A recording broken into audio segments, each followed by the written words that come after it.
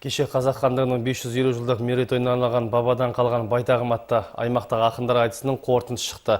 9 жұп, яғни 18 ақын қатысқан айтысқа халық көп жиналды. Жұрттың көптен бері айтыс сияқты қазаққа рух беретін халықтық өнерді сағынып, шөліркегені байқалып тұрды. Студенттер сарайында ине шаншар орын болмады. Айтысты Қазақстан Республикасының еңбек сіңірген қайраткері Мұқағали Мақатаев атындағы сыйлықтың 2 мәрте лауреаты ақын, журналист Жүрсін Ерманның жүргізгені ерекше әсер берді.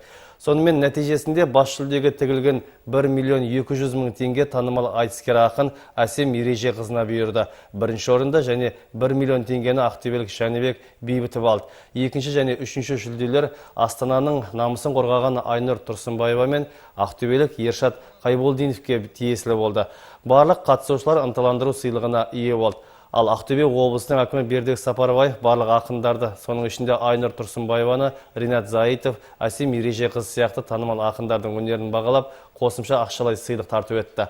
Ал ұлтаралық келісім мен бірлікті көбірек жырлаған 4 ақын Қазақстан Халқы Ассамблеясының сыйлығына ие болды.